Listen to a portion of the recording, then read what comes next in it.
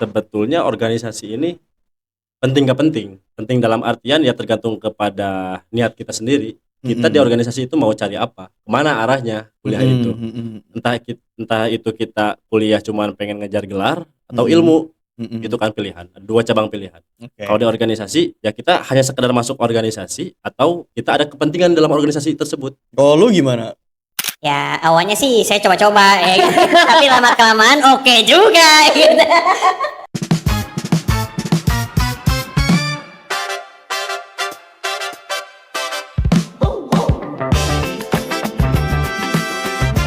Halo Sobat Ruang Tunggu dimanapun kalian berada, yang lagi duduk, yang lagi rebahan, yang lagi duduk sambil makan mie, sambil mantengin YouTube dan HP-nya ya. Dan kali ini gue nggak yaping sendiri, kali ini teman yaping gue adalah Tum Abe. Aduh gua ngomongnya Abe deh, berarti biasanya Abed, akrabnya abed, abed. Abed ya. Iya. Tum Abe. Jadi beliau ini adalah ketua pimpinan cabang ya berarti ya. Ketua umum HMI cabang. Ketua umum cabang HMI Purwakarta. Oke, ini seneng nih karena kita sudah ngobrol sama anak ormas, orang masjid ya, ormawa ya, organisasi mahasiswa ya. Dan kalau udah ngomong sama mahasiswa tuh suka ini pemikirannya tuh pasti idealis banget. Wah, udah pemikirannya tuh ngomong itu kesini ke situ udah serius aja pokoknya mah ya. Jadi makanannya harus banyak ya. Yang mie lagi makan mie ditambah lagi aja mie-nya jadi 2 porsi karena ini pasti panjang banget. Nah, ketua. Ini biasa kita ngobrol ketua-ketua ya ngomongnya teh ya. Atau Ya. ketum gitu. Ketum, kemana Tum? Nah, jadi gini. Gimana? Ngomong nih manggilnya Akang, Ketum. Tum. Bebas sih. Bebas ya Tum, Ya. ada Tum aja lah ya seperti biasa ya. Oke, Tum, kita ini sedikit curhat aja dikit ya. Ini kan kita baru menginjak usia dewasa awal lah ya. Iya. Dewasa nanggung. Dewasa nanggung. Dewasa nanggung. Sih ya benar, dewasa nanggung. Kita baru mulai bayar pajak ya kan, baru juga ya menginjak realita ya tiba-tiba sudah perang dunia ketiga aja nih Tum. Aduh, bagaimana nih ini? Berat ya. Nah, aku sedikit mau nyinggung itu sebenarnya. Kita nanti bakal ngebahas itu nanti, tapi sebelum ini biar lebih dekat lagi aja ini kan kita ngobrol-ngobrol. Nih itu sekarang lagi sibuk apa nih Tum kebetulan? Kalau sekarang sih kesibukannya ya ngurus cabang Ya, anak-anak cabang ya. Iya. Gimana nih? Kadar aman-aman semuanya. Alhamdulillah aman sih. Kalau di HMI cabang Purwakarta alhamdulillah kondusif. Alhamdulillah. Maaf Iya. agak deketin ya. Oh ya, siap. Nah, aku sedikit mau ngomong nih Tum, perkembangan ya anak-anak di Purwakarta ya khususnya ya, Gen Z ini ya kan yang lagi kuliah. Aku pengen sedikit ngebicarain tentang ini nih. Kan kali ini tuh udah banyak yang dia bilang ormawa itu nggak akan lagi laku. Ya kan? Ormawa itu nggak akan lagi laku. Terus ngapain lah organisasi-organisasian? Kalau sebatas soft skill itu bisa dipelajari di mana aja. Betul. Nah, orang pengen tahu dulu pandangan ketua tentang masalah hal ini nih. Kalau terkait ormawa saat ini ya, memang sedikit banyaknya mahasiswa sekarang tuh cenderung lebih meninggalkan ormawa ya. Dalam artian memang ya mahasiswa sekarang tuh lebih kepada realistis sepertinya ya. Iya. Beda halnya dengan zaman-zaman belakang ya, zaman-zaman dulu. Mahasiswa yang dulu tuh kan memang idealismenya sangat tinggi kan. Ya di lain sisi mereka realistis juga sebenarnya, tapi takaran idealismenya itu masih di atas realistis. Oke, masih nutupin lah ya, masih nimpa lah ya. Kalau sekarang kayaknya lebih balance, bahkan lebih tinggi yang realistis. Gitu. Itu jatuhnya jadi pragmatis gak sih kalau kayak gitu? Enggak juga sih sebenarnya. Oh, kenapa tuh enggak juga tuh? Kalau dikatakan pragmatis kan dia memasuki ranah suatu wadah ataupun organisasi karena ada maunya. Maunya itu apa? Money, uang kan. Berbeda halnya dengan realistis. Kalau realistis itu kan pasti karena dia butuh, bukan karena ada maunya. Dalam artian dia butuh tuh untuk mencukupi kebutuhan hidupnya. Gitu. Bukan dalam artian dia mencari uang di organisasi. Gitu. Tapi gini gak sih Tum? Kan kalau misalkan kita ngomongin mahasiswa ya, kan ini kita ranahnya lebih ke belajar ya, banyaknya lebih kayak nyari ilmu dan sebagainya macamnya. Nah, di satu sisi mahasiswa itu kan dituntut untuk kritis lah. Hmm. Dia disebut sebagai agent of change. Iya, iya. Tapi di sisi lain dia harus realistis dan harus bayar misalkan contoh biaya pendidikan yang tinggi juga Iya, sebenarnya iya. kan, karena ya kita mau buka-bukaan aja, kuliah tuh nggak murah Betul, betul. gitu kan. Dan ini tuh jadi kayak ini nggak sih, membagi dua apa ya, membagi dua fokus lah buat mahasiswa, yang satu jadi fokus kerja, yang satu fokus kuliah. Jadi nggak ada waktu buat mengkritisi buat apa-apa gitu pada akhirnya. Ya nggak sih? Betul, betul, betul, betul. Jadi gak sempat untuk mengkritisi dinamika sosial yang ada ya. Karena dia fokus kayak, aing ge besok makan gitu loh. Aing kerja dulu dah gitu. Nanti dulu lah handle dulu gitu. Ya gua kuliah buat cari uang gitu ya. Nah, iya itu maksudnya tuh. Jadi gua kuliah buat dapat gelar, buat dapat kerjaan. Iya, Tapi betul. kan kalau idealnya ya, Hmm. idealnya kan kuliah tuh nggak gitu. Kuliah tuh emang literally buat cari ilmu aja Betul. gitu. Cuman orang sekarang kan kayak udah lu kuliah aja gitu kan, gak usah sosokan cari ilmu, yang penting lu dapat duit gitu. Kalau lu sendiri ngerasa kayak gitu nggak? Enggak sih. Enggak. Jadi kuliah buat apa? Kalau gua sih jujur ya, Ya jujur. pertama kali masuk kuliah tuh ya karena memang basic keluarga gua pada kuliah semua, ya gua juga harus kuliah. Mungkin tuntutan keluarga juga ya. Itu berangkat pertama kali berangkatnya dari sana gitu kan.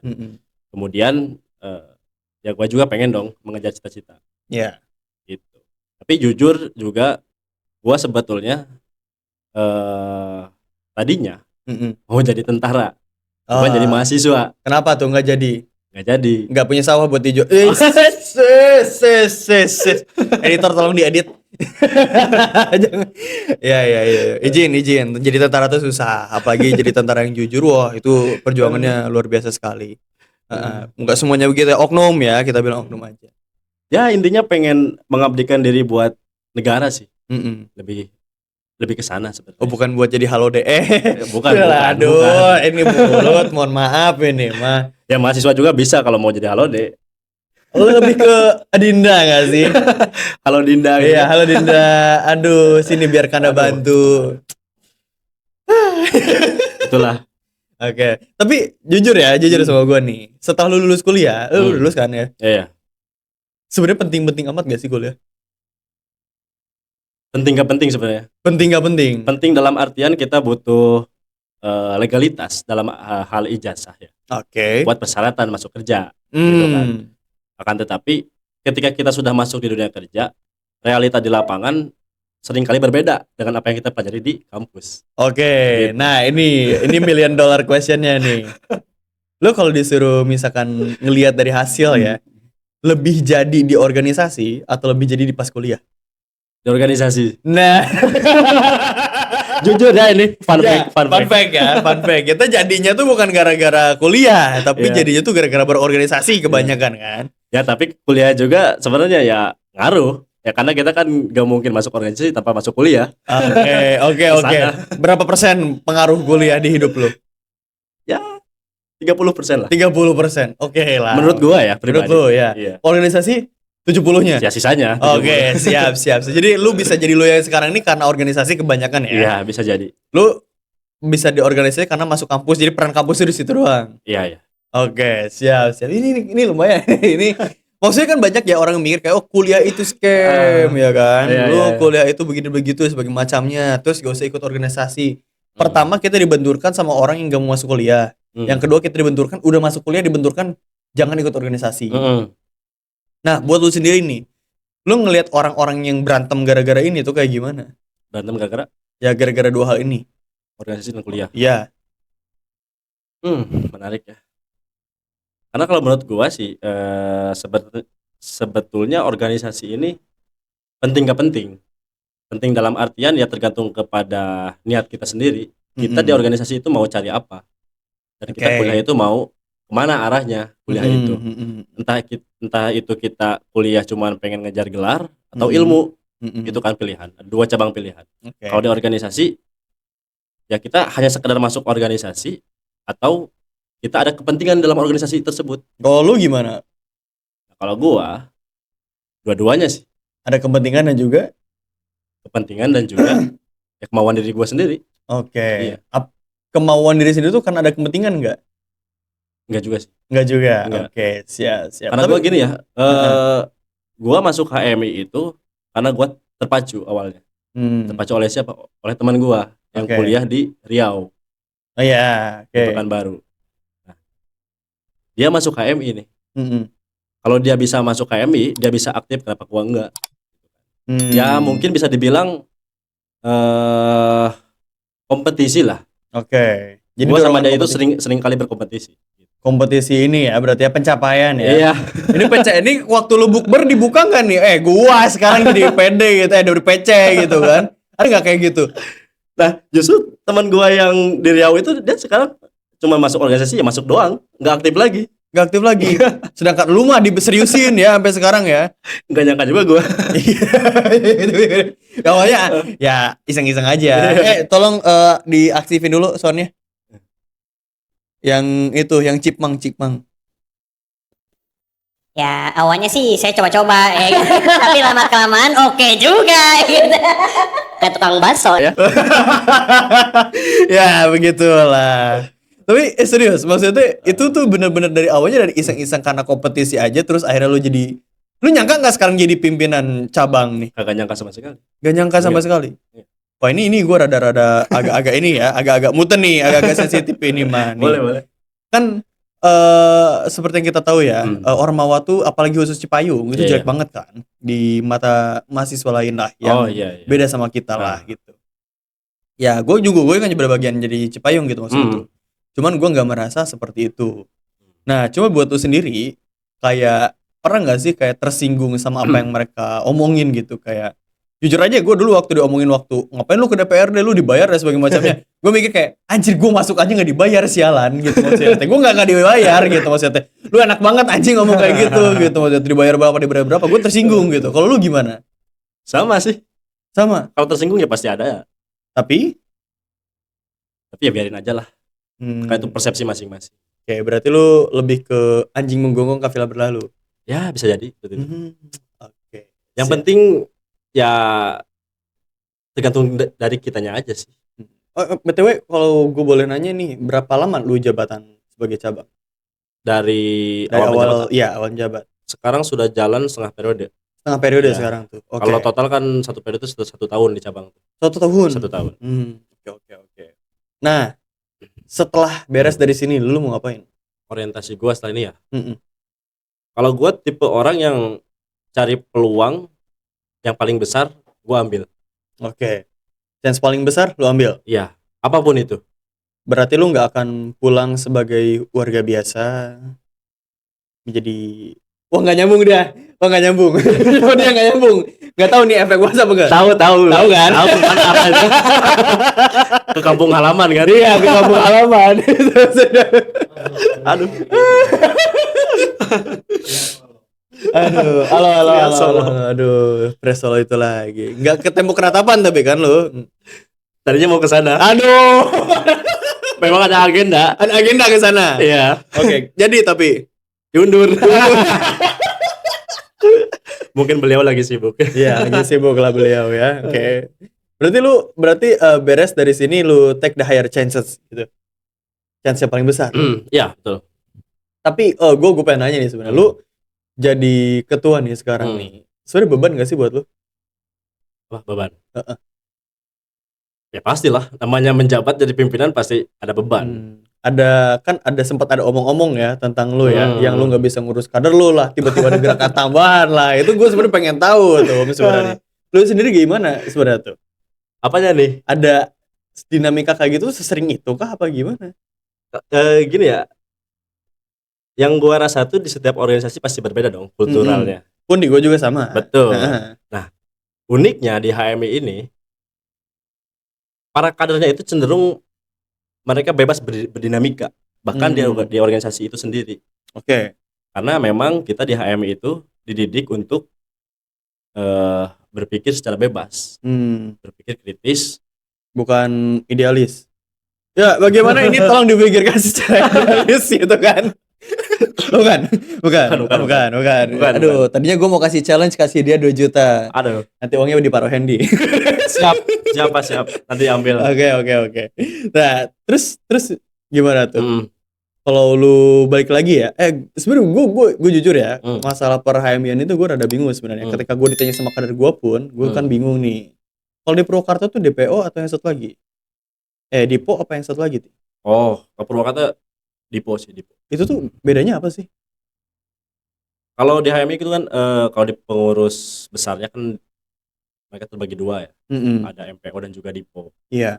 Karena memang yaitu dinamika masa lalu lah. Mm-mm. Mungkin konflik kepentingan para senior terdahulu gitu. Mm-mm. Ya, jadi ada dualisme memang. Oh, balik lagi ya. Ya. Ya jujur, dualisme itu parah banget sih. Kayak gua misalnya. Itu udah beres ya, Tum ya. Iya. Beres. Cuman buat lu sendiri nih, hal-hal kayak gitu berpengaruh nggak di Purwakarta? Buat HM lu yang di Purwakarta yang lu pegang sekarang gitu. Enggak sih. Kalau nggak salah bentar lagi lu ada ini kan ya? Ada Apa? namanya tuh? Aduh, bukan muktamar lu bahasanya apa ya? Pemilihan ketua baru. Oh, konpercap. Masih lama itu. Masih lama. Masih Tapi tahun ini. Harusnya tahun ini. Nah, kalau lagi ngomongin ini kan bakal rame nih ya, Iya, bakal rame nih. Buat lu sendiri, ini tuh bakal mempengaruhi nggak sih? Atau enggak positioning lu Purwakarta tuh mau kayak gimana?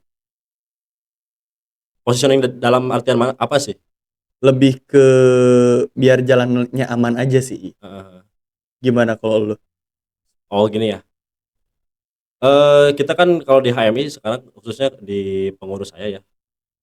Kita konpercap itu tahun ini kan. Nah, memang momentum politik seperti ini tuh ya jelas sangat mempengaruhi. Ya, karena ya lu tahu sendiri ini kan gampang disetir ya. Ya, untuk beritanya tuh gampang banget disetir. Betul.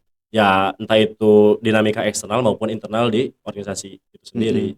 Karena memang kalau momentum konpercap ini ya pasti panas lah. Entah itu tataran kader maupun bahkan senior. Iya, yang udah jadi alumni pun kadang suka main nyolek-nyolek ya.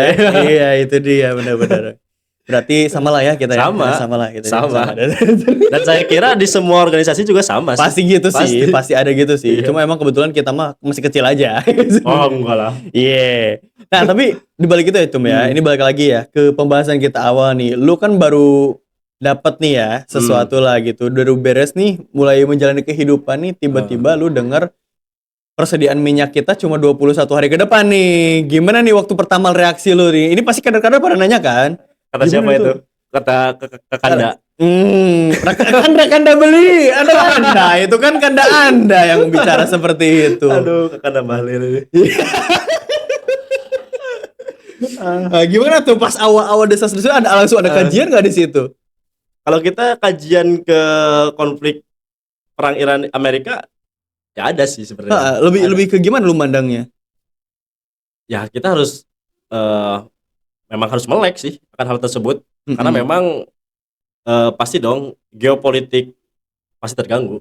Entah itu dari ekonomi, sosial, politik atau apapun lah. Dalam hal-hal kecil apapun pasti terpengaruh. Kalau menurut lu gimana nih dalam sekarang ya? Masa tuh gue jujur aja, gue baru dapat kerja nih, masalahnya nih tiba-tiba udah mau perang dunia 3 aja nih. Ya kan? Lu sendiri pernah gak sih kepikiran kayak anjir gue baru mulai nih, tiba-tiba udah masalah kayak gini? Tapi insya Allah sih kalau Indonesia kan dia jadi negara teraman kan, entah itu keberapa ya saya lupa lagi tuh. Kenapa lu bisa dengan bangga? Maksud dengan gue kan maksudnya gini ya, itu kan nggak ada yang pasti tuh. Yang biasanya awalnya teraman tiba-tiba terancam kan kita nggak ada tahu. Iya. Itu dinamis sih sepertinya. Ya kita harus siap-siap aja. Contohnya salah satunya? Nyetok BBM. Nyetok BBM. Penimbun ya. Jadi penimbun ya guys, jangan ditiru. Izin. Ya salah satunya ini kali ya, pasang panel surya di rumah gitu kan, buat patokan listrik. Kalau mau beli panel surya bisa langsung di Teknokreasi. Sekalian aja.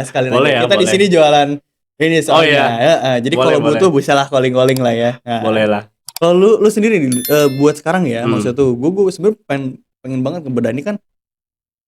Kalau kita sebagai mahasiswa ya, kita mandangnya tuh harus kayak gimana sih tuh? Ketika kita tahu nih konflik Iran Amerika sama Israel nih, gitu. Kalau lu sendiri pandangannya gimana waktu ngobrol sama anak-anak? Atau hasil apa yang lu dapat dari hal situ?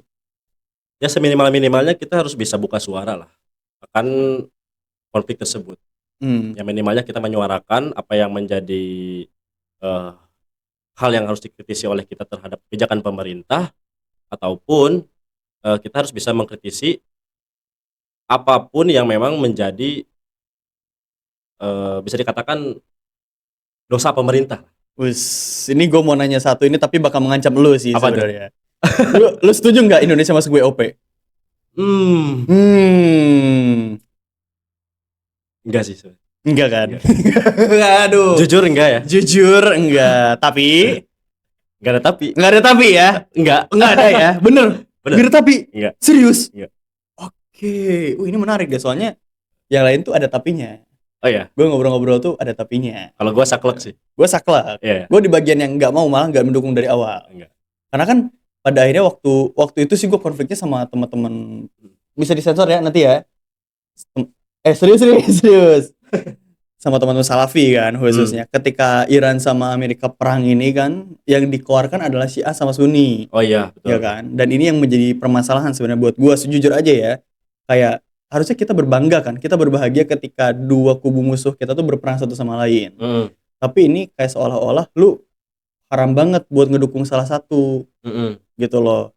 Masalahnya ya Iran Syiah, tapi kan tidak menjadikan Amerika menjadi Sunni. Iya. Ya kan, maksud gue kan ke situ gitu maksudnya tuh. Nah, buat lu sendiri nih, ketika lu menelaah BOP gitu kan, lu melihatnya ada kayak gimana suuzonnya ya? Kita ngomongin suuzon. Kalau lu suuzonnya lebih kemana? Bukan suuzon sih, lebih kepada nggak paham aja. Kenapa Indonesia bisa masuk BOP? Kan BOP itu Board of Peace ya. Wadah perdamaian lah intinya ya. Iya. Akan tetapi orang yang membuat wadah tersebut malah ngajak perang. Penjajahnya. Iya. Secara logika ke sana lah. Nah, itu terus Kan jadi pertanyaan besar itu. ya, itu pertanyaan besar tuh. Kenapa Indonesia mau masuk ke sana? Maksudnya tuh Iya. kan kalau bisa nggak sih dibilangin kalau kita ikut BOP berarti kita mengkhianati pembukaan undang-undang Alineas 1. Iya, betul. Penjajahan di atas dunia harus dihapuskan. Iya, sedangkan kita malah ikut bersama para penjajah yang menciptakan penjajahan di atas dunia. Iya nggak?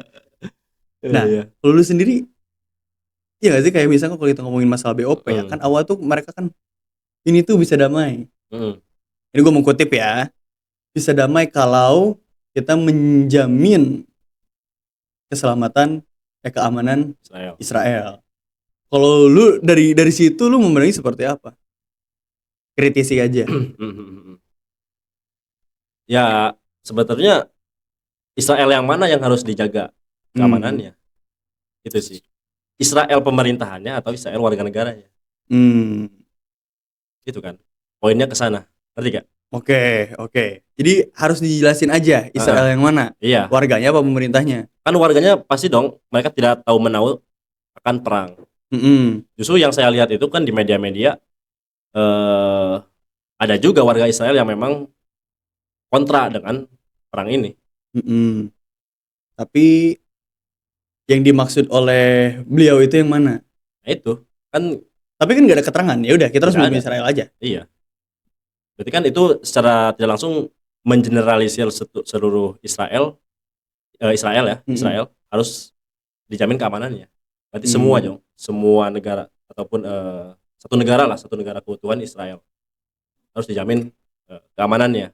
Kenapa sekarang kita tidak menjamin keamanan Iran? Nah itu kan. Poinnya ke sana. Iya kan? Lu Israel dijamin nih, Iran kagak dijamin nih. Ini siapa yang jamin? Atau lebih netralnya gini lah. Kenapa kita tidak menjamin keamanan seluruh negara, khususnya di Timur Tengah?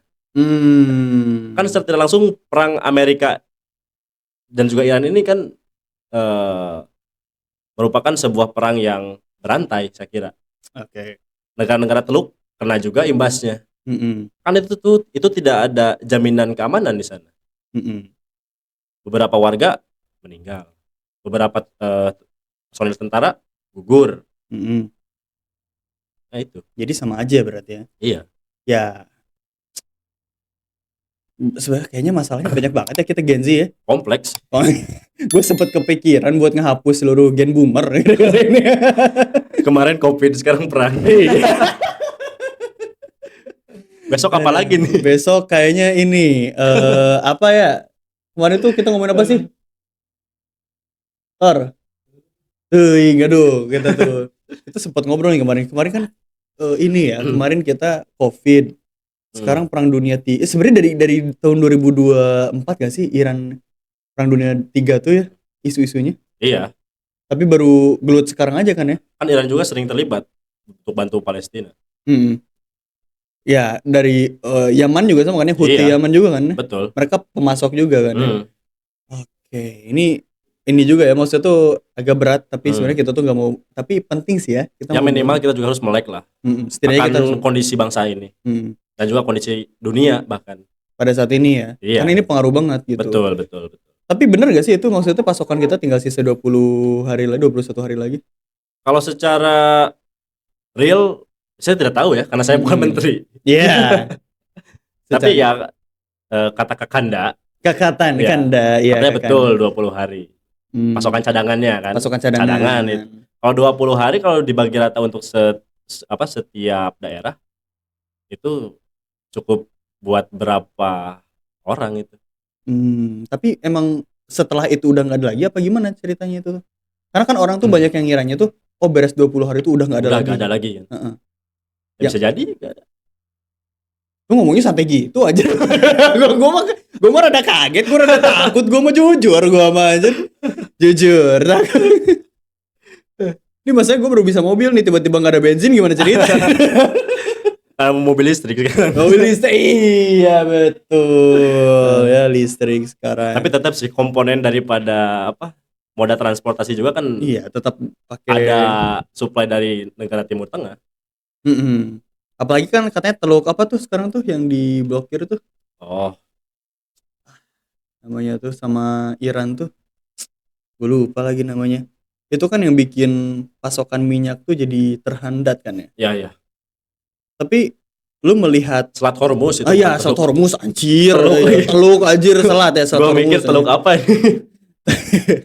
Nah, tapi lu kalau melihat ini kan banyak yang mikir tuh Syiah sama Sunni kan. Tapi kalau lu sendiri ini kepentingannya apa nih kalau kata lu? Perang ini nih. Lebih kepada sumber daya sih yang jelas. Sumber Itu daya tadi minyak. Karena kan dari dulu ya bahkan iya, betul. Amerika itu kan sering terlibat dalam konflik kepentingan negara lain. Iya. Ya untuk apa? Untuk merebut sumber daya. Ya, minyak ya. Iya. Mereka butuh demokrasi. Betul. Ini lama-lama kita kulit berminyak juga nanti datang mereka ya.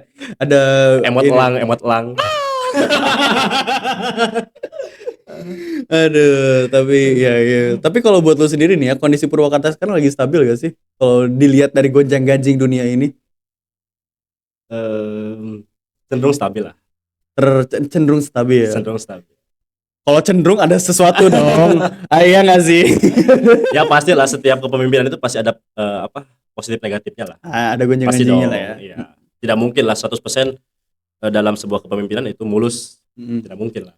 Tapi gue pengen nanya nih, selama lu jadi ketua ya, gimana dengan produktivitas lu? Kayak ada sesuatu kayak yang baru atau ada yang berkurang?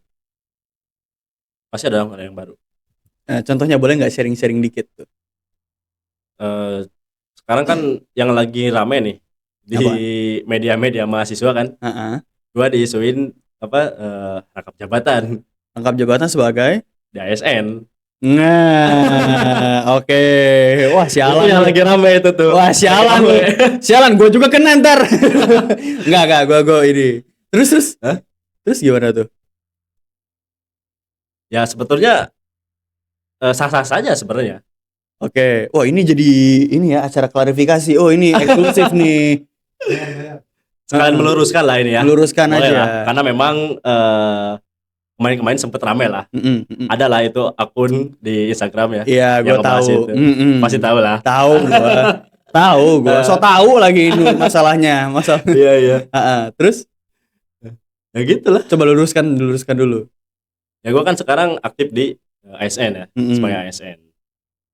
Terus? Dan gue juga sekarang ya masih menjabat di Ketua Umum HMI Cabang Purwakarta. Itu. Terus dibilangnya rangkap jabatan. Ya. Rangkap jabatan itu dalam tanda kutip apa secara harfiah dia tuh? Ya dalam tanda kutip. Kalau lu sendiri? Ngerasanya enggak. Yang enggak sih. Kenapa enggak? Kan jadi lu beda nih. Hmm. Yang satu ASN, lu satu lagi mahasiswa nih, nggak bisa nyatu dong. Apanya? Idealismenya. Iya. Luntur itu ya. Ya berbicara mahasiswa kan tidak berbicara juga mengenai idealisme. Menurut gua. Oke. Ya. Wah, oke. Terus?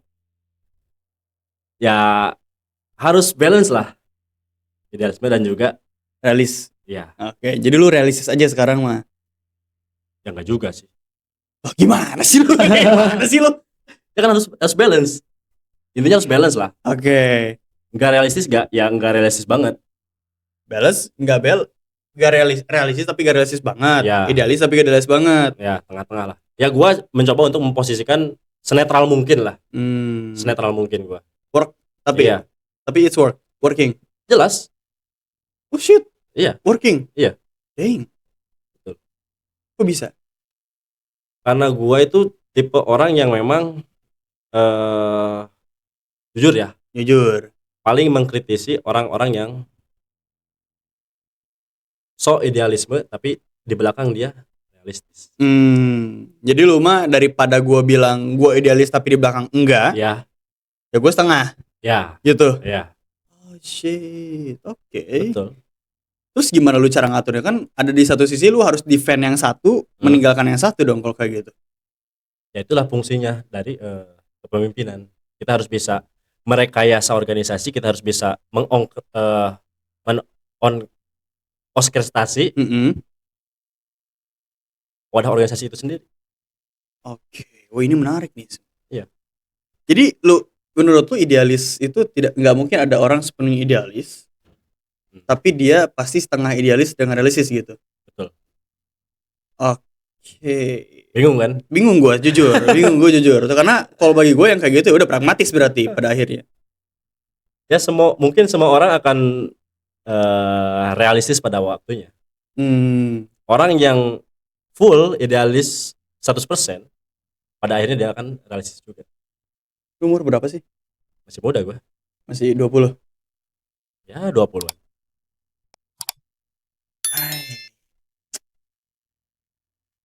Oke teman-teman, itu deh. Gue masih shock ya. Jujur masih shock sebenarnya ya. Oke teman-teman yang pengen bisa juga nih ya kayak Tom Abed misalkan ya dengan produktivitasnya yang wah ini banyak isu-isunya gitu kan, tapi pengen tetap jadi produktif bisa langsung aja klik link dari series bawah karena untuk menjadi hot ya, panggangan dan juga obrolan hangat itu tidak hanya menjadi seperti ketua Abed ya. Tapi bisa juga dengan cara bikin podcast kayak kita. Bagaimana caranya? Langsung aja klik link deskripsi di bawah. Dan juga jangan lupa buat Ruang Tumbuh ini disponsori oleh Ruang Tumbuh Teknik Kreasi Media dan juga Villa Cemara Biru ketua. Jadi kalau misalkan ketua pengen healing dari gonjang-ganjing duniawi bisa aja langsung aja ke sana ya. Karena dingin. Di mana itu tempatnya? Di mana tempatnya? Di Bojong, Moneasa. Nah, itu dingin tempatnya, enak tuh di situ. Ada kolam renangnya lagi sekarang mah. Oh ya. Karena kan kandanya abang sendiri yang punya kan, ya kan. Bisa lah gratis itu. Bisa lah. Waduh kalau gratis kita nggak dapet ya bagian. Oke, nah jadi buat teman-teman jangan lupa buat klik tombol like, share, and recap dan juga jangan lupa untuk pencet tombol loncengnya biar gak ketinggalan konten-konten kita setiap minggunya. Nah, ketua, ini biasanya kita tadi udah ngobrol panjang lebar sebenarnya. Gue udah shock, ya. Lu lihat sendiri kan tadi gue shock gitu. Tapi biasanya di akhir itu gue pengen ada closing statement. Boleh dong kasih closing statement dari lu. Closing statement buat siapa dulu nih? Buat pemerintah, buat mahasiswa atau buat siapa? Ini baru nih nanya nih buat siapa? Pemerintah enggak lah kayak. Oke, enggak buat teman-teman yang nonton aja khususnya. Mungkin lebih kepada buat teman-teman mahasiswa aja ya. Boleh. Karena kan kita berbicara mengenai ruang lingkup mahasiswa. Ya, lebih kepada yakinkan terlebih dahulu akan potensi diri kalian, kemudian usahakan apa yang menjadi niatan kalian, terus berproses tidak hanya melulu di satu titik, beberapa titik juga silahkan kalian berproses saja sampai pada akhirnya maka akan bermuara pada pencapaian itu sendiri, pencapaian cita-cita kalian, pencapaian harapan-harapan kalian. Karena sebagaimana slogan HMI, yakin usaha sampai, karena yakin usaha sampai itu sampai kapanpun saya kira akan tetap relevan ya. Itu paling Luar biasa, tepuk tangan dulu dong. Yakuza ya, yakin usaha sampai. Luar biasa, itu dia teman-teman dari itu Abed teman Yaping kita kali ini. Kalau misalkan teman-teman ada rekomendasi buat siapa lagi yang buat diajak Yaping ya sama kita, langsung aja klik di komentar di bawah. Dan juga sekali lagi jangan lupa untuk follow akun Instagramnya Ruang Tumbuh. Dan juga Tum punya Instagram? ada. Ada ya. Nanti tolong editor di sebelah di sebelah sini ya. Di situ dong, kameranya yang itu dong. Nah, di sebelah sininya ya, nanti dikasih ya. Iya. Gak apa-apa, kita repotin aja, editor Oke. dibayar untuk itu. Boleh follow Muhammad Abed aja, Muhammad Abed. Nah, itu dia ya. Ya. Ya, gitu Tum. Jadi kalau misalkan di kita itu adatnya adalah mempersulit. Ya, mempersulit editor. Oh, mempersulit ya. Karena dia visabilillah kok. Tuh lihat mukanya. Oh, Masya Allah. Berarti bayarannya harus dinaikin ini. Nanti dibayar sama Allah. Ikhlas beramal ya. Ikhlas beramal. Emang iya, dia dari yang itu. Oh iya. Jadi di sini tuh ada 3. Udah, gak usah dibawa itu. Oke teman-teman, segitu aja episode kita kali ini. Terima kasih udah nonton dari awal sampai akhir, yang udah stay tune. Jangan lupa untuk komennya di bawah, jangan lupa untuk klik tombol like, share, dan juga security cap ya. Jangan lupa juga di security cap kita biasanya. Dan juga pencet tombol loncengnya biar gak ketinggalan konten kita setiap harinya. Gue Firas Safati, sampai ketemu di episode selanjutnya. See you next time, bye-bye.